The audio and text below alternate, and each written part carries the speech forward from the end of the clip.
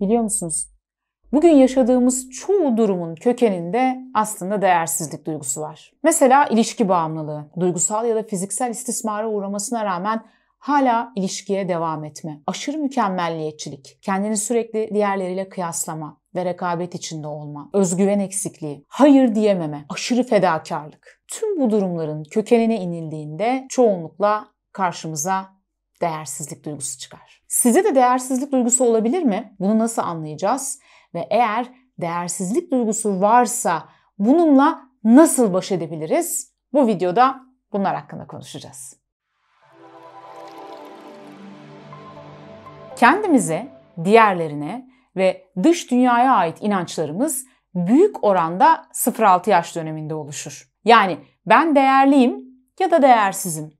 Diğerleri benden daha değerli ya da değersiz inançları çocukluğumuzdan gelir. Henüz çok detaylı ve farklı perspektiflerden bakmayı bilmeyen zihnimizle, o minicik yaşam deneyimi ve sınırlı çocuk bilincimizle yaşadığımız olayları değerlendiririz, yorumlarız ve bu yorumlar sonucunda hayata ait, kendimize ve diğerlerine ait temel inançlarımızı oluştururuz. İşin kötü yanı bu sınırlı çocuk bilincimizle oluşturduğumuz inançlar yetişkinlikte de kendimize, hayata, diğerlerine olan bakış açımızı etkiler, tüm duygu, düşünce ve davranışlarımızı etkiler. Yani aslında her birimiz 6 yaşında çocuklarız. Çocukluğunuzda yaşamış olduğunuz bir takım olaylar sizin kendinizi olduğunuz gibi kabul etmenizi, olduğunuz gibi görmenizi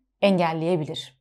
Özellikle diğerleriyle kıyaslanan ya da bir şekilde istismara uğrayan çocuklar kabul edilmek, sevilmek, değerli hissetmek için hep olduklarından daha farklı olmaları gerektiğine inanırlar. Dolayısıyla bu kişilerde yetersizlik düşünceleri ve düşük özgüven durumu gözlemlenebilir. Yani çocuklukta özellikle anne ve babamızın ve diğerlerinin bize olan davranışları ileride bizim kendimize olan davranışımızı etkiliyor. Çok kaba bir tabirle eğer diğerleri sana kötü davrandıysa sen de kendine kötü davranıyorsun. İşin acıklı yanı çoğu zaman ebeveynlerimiz farkında olmadan, kötü niyet olmadan aslında bizleri korumak ya da daha iyi olmamızı sağlamak adına da yaralar açabiliyorlar çocuk zihnimizde. Örneğin çocuğunun başarısını başkasıyla kıyaslayanlar, çocuğuna sadece yüksek başarı gösterdiğinde ilgi gösterenler, çocuğu bir işe girişmeye çalıştığında aman dur yapma,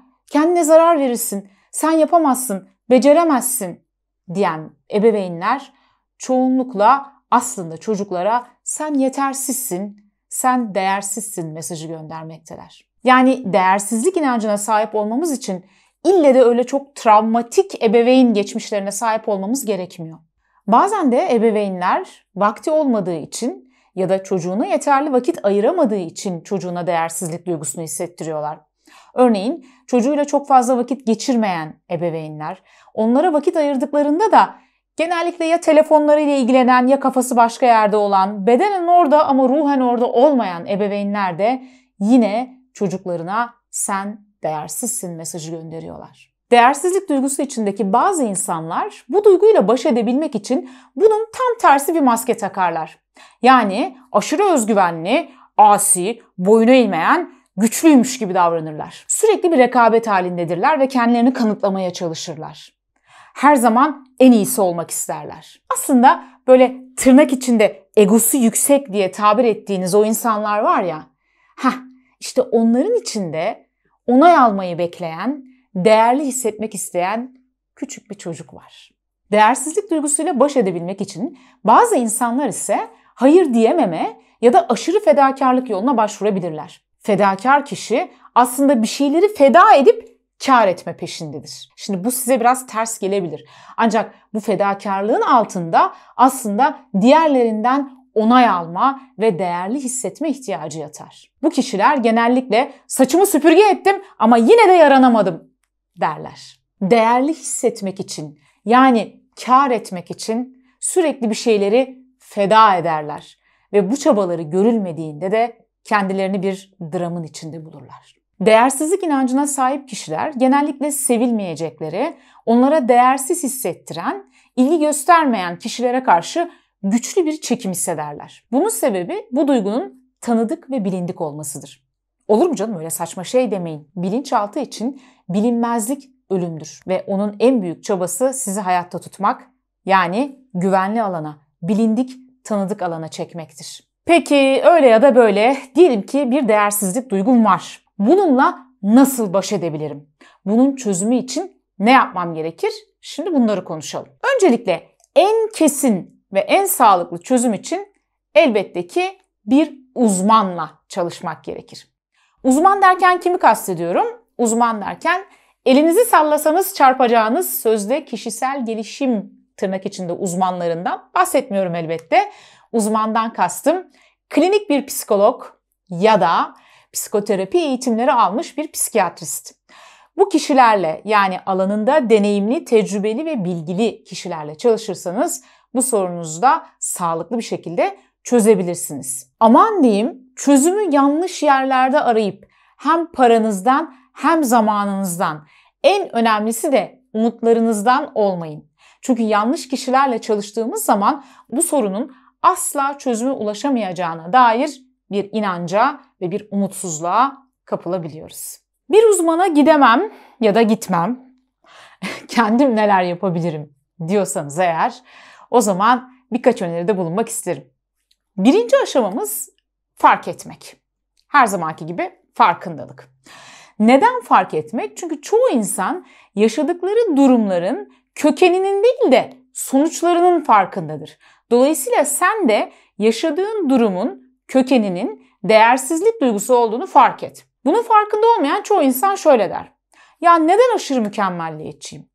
Ya da neden hep yanlış ilişkiler peşinde koşuyorum? Neden bana değer vermeyen insanlara çok değer veriyorum? Neden hayır diyemiyorum? Aslında çoğu zaman tüm bu sonuçların nedeni, yani kökeni değersizlik duygusudur. Dolayısıyla sen de eğer buna benzer problemler yaşıyorsan şöyle bir kendini incele. Acaba benim yaşadığım bu sonuçların nedeni, kökeni değersizlik duygusu olabilir mi? Düşün. Ve eğer değersizlik duygusuysa bunu fark et. Fark ettiklerimizi yazmak önemli. O yüzden şöyle yine kağıdı, kalemi bir önüne al ve kendine bir liste yap. Kendinde değersizlik duygusuyla ilgili hangi belirtileri görüyorsun? Bunları yaz. Mesela hayır diyememek mi? Aşırı fedakarlık mı? Mükemmelliyetçilik mi? Çok güçlüymüş gibi davranmaya çalışmak mı? Aşağılık kompleksi mi? Ne? Yani kendinde gördüğün bu belirtiler neler? Bunları bir listele. Ardından bu belirtiler ya da bu durumlar senin hayatında nelere yol açıyor? Bunları yaz. Yani örneğin hayır diyememekse hayır diyememenin sana sağladığı avantajlar ne? Dezavantajlar ne? Bunun eksileri ne? Artıları ne? Bunları yaz. Örneğin hayır diyememekse, ya hayır diyememek işte herkesin beni sevmesini sağlıyor. Çünkü işte ben herkesin isteklerini kabul ediyorum. Bunu belki hani artıları kısmına yazdınız. Peki eksileri ne? Ya hayır diyemediğim için işte kendimi ikinci plana atıyorum. Stresli hissediyorum. Yaşadığım bu stres çocuğuma, anneme, babama, arkadaşlarıma, eşime yansıyor. Vesaire vesaire gibi hayatında bu nelere yol açıyor? Bunları da yaz. Bu duyguyu en çok kimlerle, neredeyken, hangi durumlarda hissediyorsun? Bunları da yaz. Yani bu duygu en çok sende ne zaman yoğunlaşıyor? Hangi durum, hangi kişiler, hangi olaylar bu duygunun sende daha yoğun şekilde ortaya çıkmasına sebebiyet veriyor?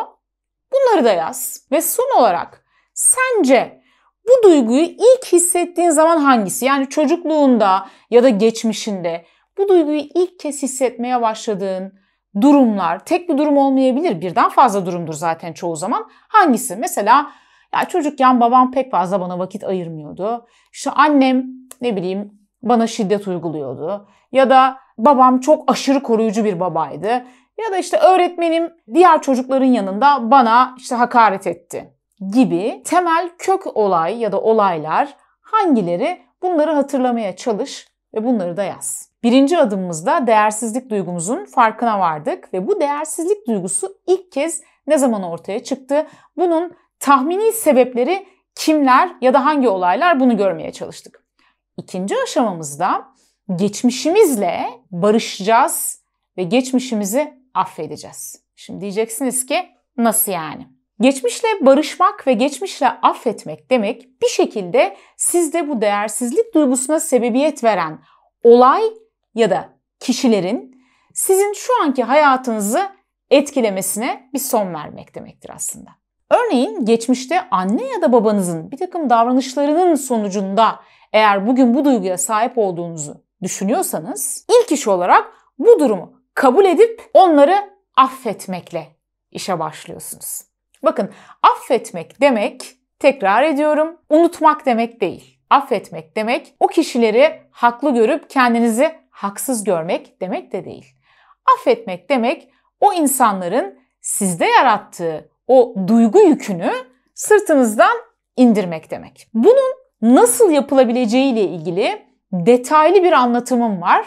Kanalımdaki Affetmek Ama Nasıl, zannediyorum birkaç hafta önce paylaştık. Affetmek Ama Nasıl videomu izlerseniz orada geçmişinizde bir şekilde sizi duygusal ya da fiziksel olarak zarar veren insanlarla nasıl uzlaşabileceğinizi, zihninizde nasıl affedebileceğinizi detaylı bir şekilde anlatıyorum. Lütfen o videomu ikinci aşama olarak izleyin ve videoda anlattığım teknikleri uygulayın. Geçmişinizle barışırken şunu unutmayın. Çocukluğunuzda yaşadıklarınızın sorumlusu siz değilsiniz. Bunların sorumlusu diğer insanlar. Yani size bunları yaşatanlar. Siz sadece kendi davranışlarınızın sorumlususunuz. Öte yandan size bunları yaşatanlar, yani çocuk zihninizde bu yarayı açan insanlar belki de farkında olmadan, kötü niyet olmadan bunu yaptılar. Belki de yeterince bilinçli olmadıkları için, kendileri de bu kadarını gördükleri için sizde bu yaralara sebebiyet verdiler. Ya da belki de onların da kendi geçmişlerinde yaşadıkları bir takım travmalar size bu şekilde davranmalarına sebebiyet verdi. Geçmişimle barışabilmek ve bana bunu yaşatanları affedebilmek için onlarla empati kurabilmem önemli. O yüzden bunun nasıl yapılabileceğini, dediğim gibi daha detaylı anlattığım Affetmek Ama Nasıl videomu izlemenizi şiddetle tavsiye ediyorum prosedürü tamamlayabilmek için. Birinci aşamamızda değersizlik duygumuzu fark etmiştik. Bu değersizlik duygusu şu anda hayatımızda nelere sebebiyet veriyor? Ve bu değersizlik duygusunun olası nedeni kimler ya da neler olabilir? Bunları fark etmiştik. İkinci aşamamızda geçmişimizle barışmıştık. Üçüncü aşamamızda ise kendimizle barışacağız. Peki bunu nasıl yapacağız? Yani çok basit söylemesi, kendinle barış, kendini sev, kendine sarıl, kendini mıncıkla. Ama nasıl olacak bu işler? Birazcık daha bunları detaylandıralım istiyorum.